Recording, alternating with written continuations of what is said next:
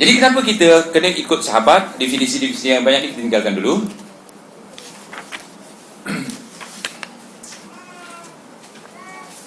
Cuba langkah dulu ke halaman 28. Di halaman 28, salaf tidak disandarkan kepada masa atau tarikh.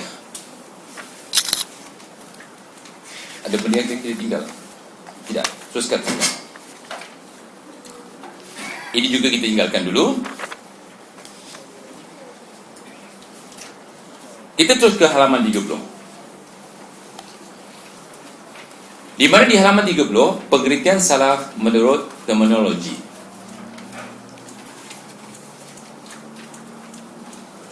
Kalau kita katakan bahawa salaf adalah bahasa Arab yang tulen, di dalam Al-Quran terdapat kalimah ini. Di halaman 30 terdapat di dalam surah Az-Zukhruf ayat 56. Faja'alnahum salafan, disebut salaf. Faja'alnahum salafan wa mathalan lil akhirin. Maka kami jadikan mereka orang-orang yang terdahulu. Salaf dikatakan orang-orang yang terdahulu, yakni mendahului kita, sebagai perjalanan dan sebagai pelajaran dan contoh bagi orang-orang yang kemudian. Apa itu salaf? Salaf disebut di sini orang-orang yang terdahulu. Salaf disebut dalam ayat ini orang-orang yang terdahulu. Kemudian ada orang mengatakan, Ustaz, salaf itu tidak pernah disuruh kita ikut salaf. Ada yang mengatakan seperti itu. Ada yang minta bukti bahawa para sahabat itu salaf. Di segi bahasa, salaf adalah yang mendahului kita, siapa saja mendahului kita. Tetapi yang beragama ni yang mendahului kita adalah para sahabat. Okey, apakah buktinya bahawa salaf itu ada di dalam Al-Quran, ada dalam hadis? Dalam Al-Quran tadi ada, seperti mana dalam surah Az-Zukhruf 56, faja'alnahum salafan wa mathalan lil akhirin, disebut salaf. Bagaimana dalam hadis? Dalam hadis juga disebutkan kalimah salaf. Lihat di halaman 31, yang mana SAW bersabda, qala Rasulullah sallallahu alaihi wasallam, wala ara al-ajala illa qad iqtaraba fattaqi wasbiri fa innahu ni'mas salafi ana laki. Telah bersabda Rasulullah SAW, dan tidaklah ada yang sedang aku rasakan pada usiaku kecuali sudah menghampiri kewafatan. Maka bertakwalah dan bersabarlah wahai Fatimah, sesungguhnya semulia-mulia salaf adalah aku bagimu. Jadi Nabi mengatakan semulia-mulia salaf aku bagimu. Bermakna Nabi mengatakan bahawa dirinya salaf.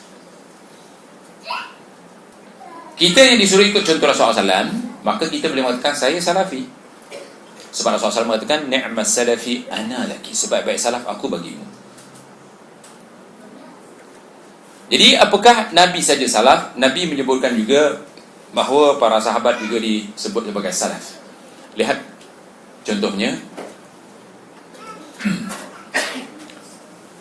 Di dalam hadis yang diriwayatkan oleh Imam Al-Bukhari terdapat beberapa kalimah salaf. Antaranya ialah Rasulullah SAW bersabda, kana as-salafu yastahibbuna al-fuhulah.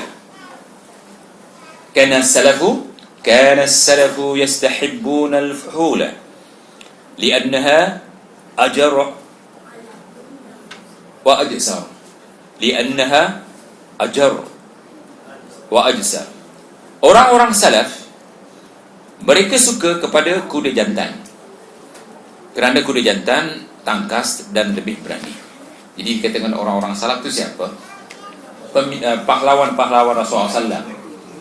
Mereka suka pada salaf. Dan begitu juga kalimah yang kita boleh dapat dalam hadis di halaman 32 di bawah. Kita langkah saja. Terlalu banyak yang kita nak bincangkan, jadi kita boleh membaca sendiri apa yang saya tinggalkan. Kalau dibacakan satu-satu, 3 kuliah tidak habis, tidak cukup waktunya. Falamma matat Zainab ibnatu Rasulullah sallallahu alaihi wasallam qala ilhaqi bi salafina al-khair Utsman bin Maz'un. Maka setelah Zainab binti Rasulullah SAW meninggal, baginda bersabda, pertemukan dia dengan salaf kita yang baik Utsman bin Maz'un. Jadi dikatakan salaf kita terbaik seorang sahabat namanya Utsman bin Maz'un. Dan hadis yang kita lihat footnote-nya itu adalah hadis riwayat Ahmad dan banyak lagi perawinya yang antum boleh baca sendiri siapa perawi-perawinya. Dan terus langkah ke halaman 35.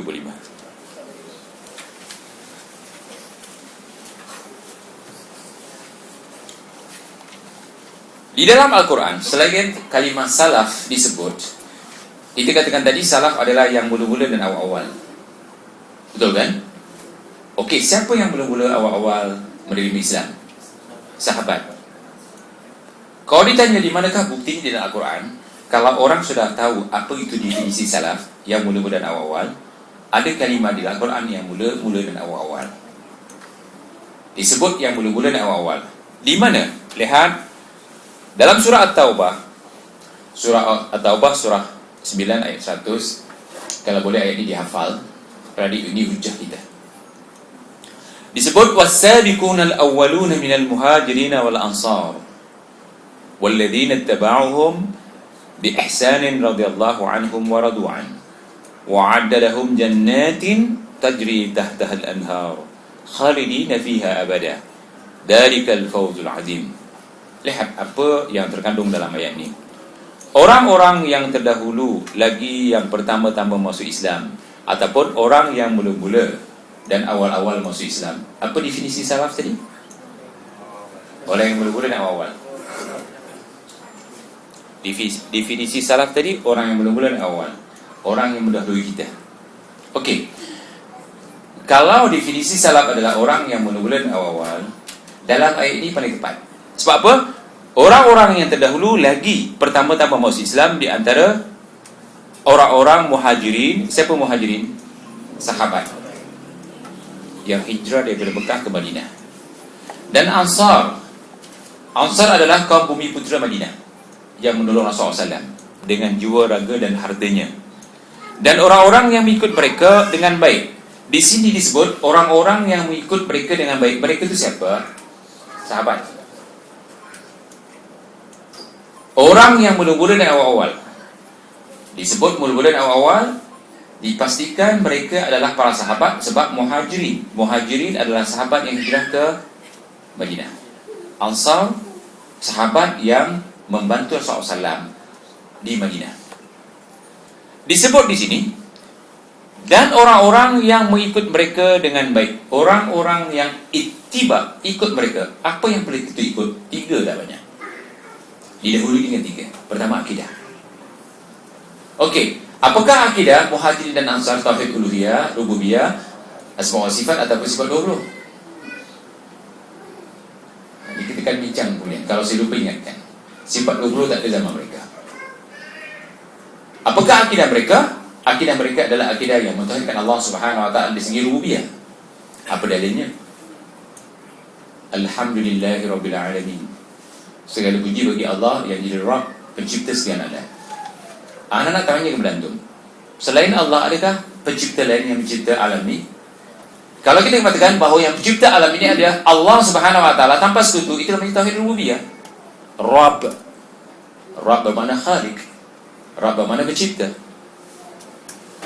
Tentang tauhid rububiyah ini saya boleh katakan kepada antum, ini bukan diakidahi oleh orang Islam saja. Semua manusia yang berakal, dia akan berakidah dengan akidah tauhid rububiyah.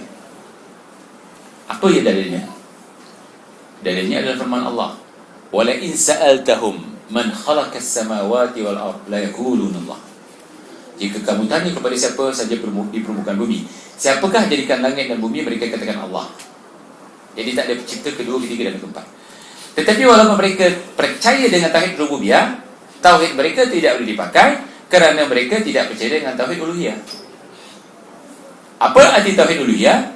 Yang tersimpul dalam kalimah la ilaha illallah, tiada Tuhan yang wajib disembah kecuali Allah, yakni mentauhidkan Allah. Itu namanya tauhid uluhiyah. Dan Allah mengatakan fa'lam annahu la ilaha illallah. Dan kamu faham tiada Tuhan yang wajib disembah kecuali Allah. Itu tauhid uluhiyah. Jadi tauhid mereka tauhid rububiyah, sahabat, sebab Quran mengajarkan tauhid rububiyah. Betul kan? Dan di antaranya ayat yang kita baca, Alhamdulillahirabbil alamin. Ini menunjukkan tauhid rububiyah sudah ada sejak Allah mencipta Adam. Sebab Adam kalau ditanya siapakah jadikan langit dan bumi, dia katakan Allah. Dan tersimpul juga di dalam ayat-ayat yang banyak. Jadi orang yang percaya dengan tauhid rububiyah tidak sah kecuali diiringi dengan tauhid uluhiyah.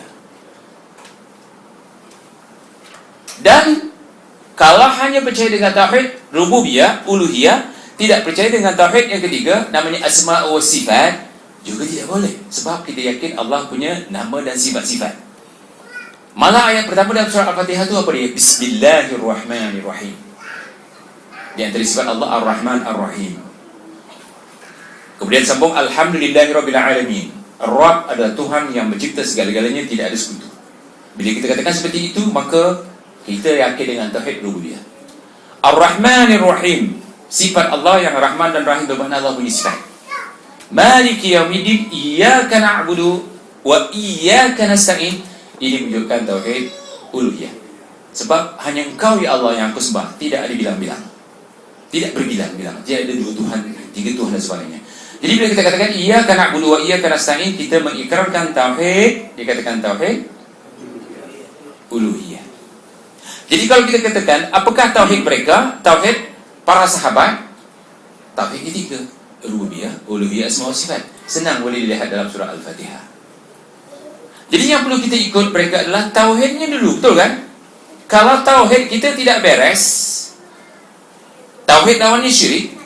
La in asyrakta la yahbatanna 'amaluka wa la takunanna minal khasirin. Jika kamu syirik, pasti akan dibatalkan amal kamu dan kamu akan dijadikan oleh Allah sebagai orang yang rugi. Maka kita jangan syirik. Untuk mengobati kesyirikan kita perlu tahu tauhid uluhiyah, rububiyah, asma wa sifat. Yang kedua ibadah. Yang kedua ibadah. Ibadah jangan bid'ah. Betul kan? Ibadah jangan bid'ah. Bid'ah apa lawannya tuan-tuan? Apa lawan bid'ah? Sunnah. Wala talbisul haqqa bil batil. Jangan campur hak dengan batil. Sunnah hak, bid'ah batil. Apa dalilnya? Kullu bid'atin dhalalah wa kullu dhalalatin finnar. Jangan diolah-olah banyak sangat. Kalau diolah-olah lama-lama tak ada bid'ah. Semua hasanah. Akhirnya tak ada bid'ah. Sebagaimana dilakukan oleh orang sekarang. Oleh kerana semua dah hasanah, mana bid'ah dhalalah? Dah tak ada lagi bid'ah dhalalah. Semua hasanah. Jadi segi ibadah kita tidak boleh melakukan bid'ah. Di segi akhlak, Rasulullah mengatakan di dalam hadis-hadis yang sahih, malah Allah Subhanahu wa taala firman, ayat-ayatnya baik Al-Quran, wa innaka la'ala khuluqin 'adzim, bahwasanya engkau adalah punya akhlak yang azim. Apabila Aisyah ditanya apakah akhlak Rasulullah SAW, khuluquhul Quran, akhlaknya adalah Al-Quran. Apa itu Al-Quran? Bermakna kalau kita berakhlak dengan akhlak Al-Quran, seluruh apa yang ada dalam Al-Quran itu akhlak. Akhlak kita pertama dengan Allah. Betul kan? Hablum minallah. Kedua dengan manusia. Dan umum kepada siapa pun kita perlu berakhlak. Hatta kepada binatang. Orang yang berakhlak kepada binatang masuk syurga saja. Contohnya seorang pelacur berakhlak dengan anjing, masuk syurga. Seorang wanita, dia mengurung kucing sampai mati, masuk neraka. Jadi akhlak umum. Dan akhlak disebut oleh Rasulullah SAW di antaranya ihsan. Apa itu ihsan? An ta'budallaha ka'annaka tarah wa illa takun tarah wa huwa yarak. Ihsan adalah akhlak apabila kau beribadah seolah